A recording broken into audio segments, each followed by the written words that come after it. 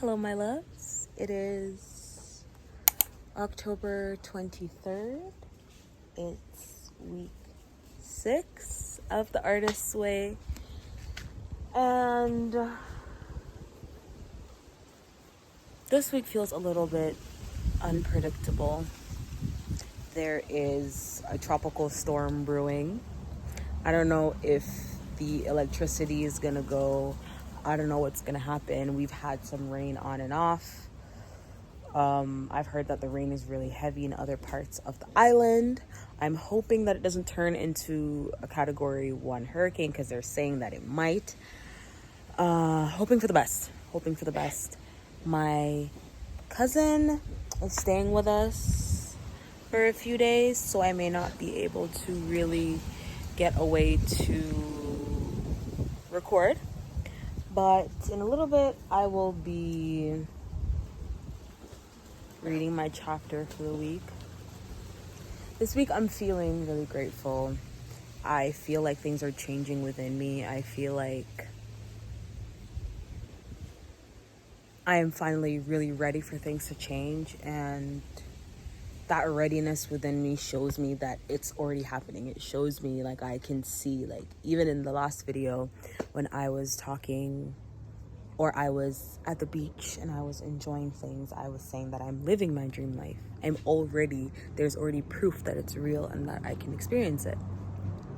So I'm trying to stay in alignment with that frequency. I'm trying to stay in alignment with those thoughts and recognize that it's already happening. And I just have to live as if I'm living my dream life, because I am.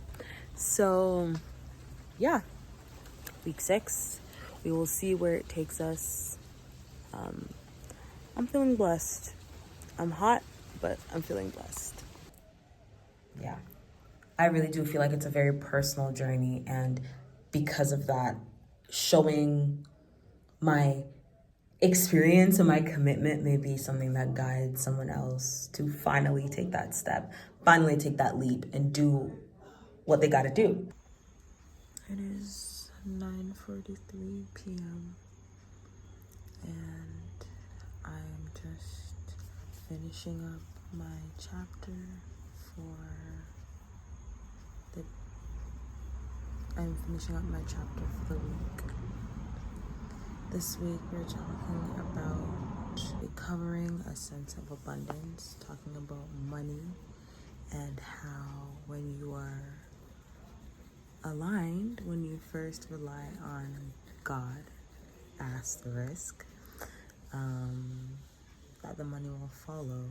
And there's a quote in this chapter that I highlighted. It is by Raymond Charles Barker, and he says, "Money is God in action," which again is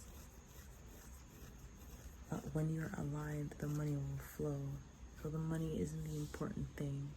It's the alignment. It's about doing what feels right. It's about creating when you feel called to create. It's about connecting to those inner calls. It's interesting because I just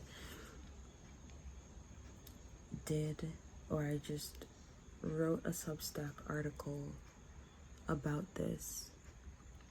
I will put the link below. But I was talking about how creativity and creating is not just a thing that you do, but it is a thing that you are. It is a way of life. It is a way of being. Creating is a part of us. We were made by the Creator, therefore we are creatives. And yeah, honoring that inner pull. And I think that sometimes we kind of ignore these inner calls because there are priorities. There are things that we have to do. And again, I talk about this in the article, but we really do, I think we miss out on the magic of being human when we ignore, which again, it's not our fault, but we kind of miss out on the magic of what it really means to be human. Because those little moments, those inner calls those little pulls of your intuition are really the things that are magical, because I can tell you from personal experience that there's never been a day of work that has brought me as much joy as an experience of hosting an event that I curated from scratch, from idea to its conception. And there's not a more humbling, I've not experienced a more humbling feeling of work than feeling so in alignment and sitting in that space and trying my best not to cry. And I feel like I would have cried right now, but trying my best not to cry, because this is something that is so aligned with my soul, and something that really, really, really is a true calling of my soul, and it is now manifested into this reality. It is October 24th and it is raining. My mom, as she does everywhere she goes, she has to clean. So she's been cleaning and she stumbled upon her original birth certificate, which is crazy because this is this little piece of paper. And I'm like, this is why people lost their birth certificates all the time, because it's literally this tiny piece of paper. And yesterday I was thinking, I was like, I don't even remember my great-grandmother's face because she died when I was 6. And I'm literally gonna cry. I was just crying. And we came across her funeral program, and my mom kept looking in the drawer, and beneath my great-grandmother's funeral program was my great-grandfather's funeral program. He died when my mom was 14, so of course I never met him, but I looked at his face and I was like,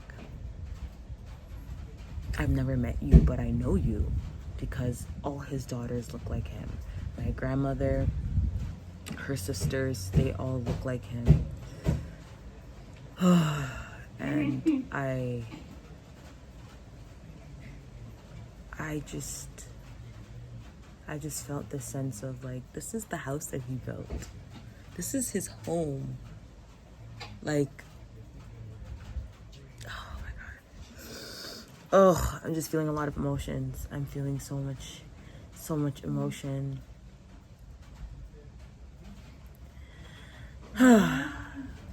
Hold on to your people when they're alive.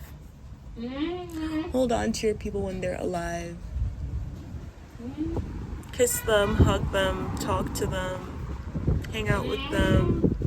One day, all you'll have of them is just a piece of paper or some pictures. But the memories will never die. My mom still talks about her grandfather all the time. She talks about her grandmother all the time. The memories will never die. So make a lot of memories.